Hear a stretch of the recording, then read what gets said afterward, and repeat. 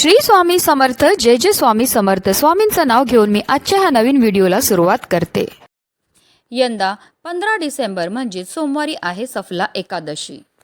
सफला एकादशीला हिंदू धर्मात विशेष महत्त्व आहे. या दिवशी केलेली पूजा, उपासना आणि दान धर्म यश, सौभाग्य आणि इच्छित फळ प्रदान करतात. मार्गशीर्ष महिन्यातील कृष्ण पक्षाच्या एकादशी तिथीला सफला एकादशी साजरी केली जाते. या दिवशी भगवान विष्णूंची पूजा आणि उपासना केल्याने सर्व प्रयत्नांमध्ये सकारात्मक परिणाम मिळतात. विद्यार्थ्यांसाठी हा दिवस शुभ मानला जातो. या दिवशी भगवान विष्णूंना काही वस्तू अर्पण केल्याने करिअर आणि परीक्षेत यश मिळण्याची शक्यता निर्माण होते. याशिवाय भगवान विष्णू त्यांच्या भक्तांचे सर्व दुःख, पाप आणि अडथळे दूर करतात. तसेच मोक्षाची प्राप्ती देखील होते. सफला एकादशीचं पारण वेळ ही 16 डिसेंबरला सकाळी 7:07 ते 9:11 असणार. या वेळेत आपण उपवास सोडू शकतो. तसेच सफला एकादशीच्या दिवशी अनेक शुभयोग तयार होत आहेत. शोभन योग तसेच अतिगंड योग तयार होत आहे. या योगामध्ये श्री हरी विष्णू आणि माता लक्ष्मीची पूजा केल्याने अतिशुभ फळ प्राप्त होतं. तसेच या दिवशी राहू काळ सकाळी 8:24 ते 9:41 असेल. या काळात कोणतेही शुभ कार्य करू नये. पद्मपुराणात म्हटलं आहे की दान प्रतिकर लोके, दान स्वर्गस्थ साधनम, अर्थात दान केवळ या लोकात आनंद देत नाही तर स्वर्गाचा मार्गही प्रशस्त करतो. या दिवशी गरीब आणि गरजू लोकांना वस्त्रदान करणे जीवनात सुख आणि शांती आणते.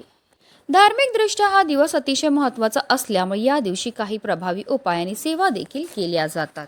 आणि म्हणूनच सफला एकादशीच्या दिवशी तुम्ही व्रत नाही केलं तरीही चालेल, पण आंघोळीच्या पाण्यामध्ये टाका ही एक वस्तू.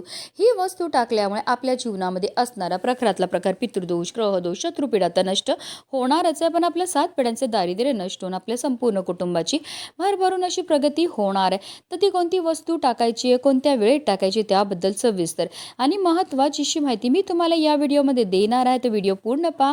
आणि जर तुम्ही माझ्या चॅनलवर नवीन असेल तर चॅनलला सबस्क्राईब करा आणि शेजारी बेल आयकॉन सुद्धा प्रेस करा, जेणेकरून तुम्हाला माझ्या नवनवीन व्हिडिओचं नोटिफिकेशन हे मिळत राहील आणि तुम्ही एक पण व्हिडिओ मिस करणार नाही. आणि कमेंटमध्ये ओम नमो भगवते वासुदेवाय नमः लिहायला विसरू नका.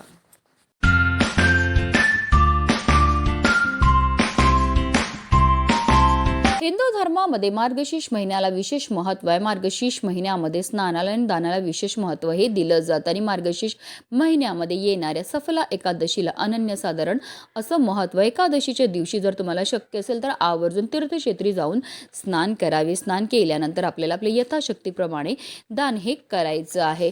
पण हल्लीच्या धावपळीच्या जीवनामध्ये प्रत्येकाला तीर्थक्षेत्री जाऊन स्नान करणं शक्य नसतं. म्हणूनच आपल्याला घरच्या घरी आंघोळीच्या पाण्यामध्ये या काही वस्तू टाकायच्या आणि आपल्याला स्नान ही करायची. ही स्नान केल्यामुळे आपल्याला तीर्थक्षेत्री स्नान केल्याचं पुण्य तर प्राप्त होणारच आहे, पण आपल्याकडनं झालेल्या कळत नकळत पापांपासून सुद्धा आपल्याला मुक्तताही मिळणार आहे. म्हणूनच आपल्याला सफला एकादशीच्या दिवशी सकाळी ब्रह्ममुहूर्तावर उठायचं आणि अंथरुणामध्येच आपल्याला श्रीहरी विष्णू आणि माता लक्ष्मीचं स्मरण करायचं आहे आणि आंघोळीला पाणी हे काढायचं. आता आंघोळी करता तुम्ही थंड किंवा गरम कोणतंही पाणी घेऊ शकतात आणि त्या पाण्यामध्ये सगळ्यात पहिली वस्तू जी आपल्याला टाकायचं ते म्हणजे गंगाजल.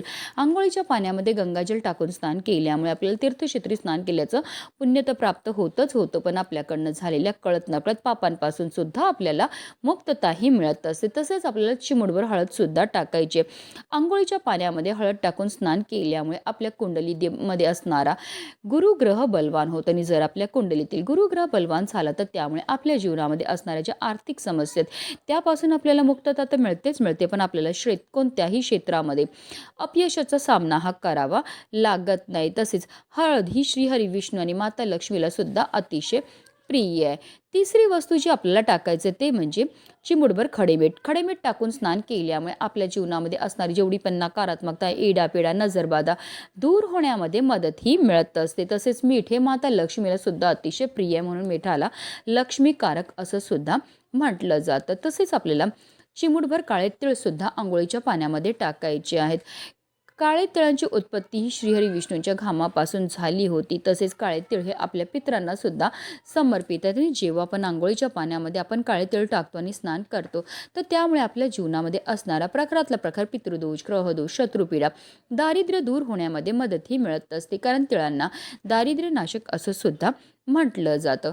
तसेच आपल्याला 1 चमचाभर गाईचं कच्चं दूध सुद्धा आंघोळीच्या पाण्यामध्ये टाकायचं आहे. सोमवारच्या दिवशी आंघोळीच्या पाण्यामध्ये कच्चं दूध टाकून स्नान केल्यामुळे आपल्या कुंडलीतील चंद्र बलवान होतं. चंद्र हा मनाचं कारक मानला जातो आणि जर आपल्या कुंडलीतील चंद्र बलवान झाला तर त्यामुळे आपल्या जीवनामध्ये असणाऱ्या शारीरिक आणि मानसिक त्रासापासून आपल्याला मुक्तताही मिळत असते. तसेच आपल्याला 1 तुळशीचं पत्रसुद्धा आवर्जून आंघोळीच्या पाण्यामध्ये टाकायचे. कारण तुळस म्हणजे साक्षात माता लक्ष्मीचं स्वरूप आणि श्रीहरी विष्णूंना सर्वात प्रिय ती म्हणजे तुळस. पण एकादशीच्या दिवशी तुळशीला स्पर्श केला जात नाही, तिची पत्र तोडली जात नाही किंवा तिला जल हे अर्पण केलं जात नाही. कारण माता लक्ष्मीचं निर्जला व्रत असतं आणि जर आपल्याकडनं कळत नकळत तुळशीला स्पर्श केला गेला, तिची पत्र तोडली गेली किंवा तिला जल अर्पण केलं, तर त्यामुळे माता लक्ष्मीचं निर्जला व्रत हे मोडलं जातं आणि त्याचे जे दोष आहेत ते आपल्याला लागत असतात.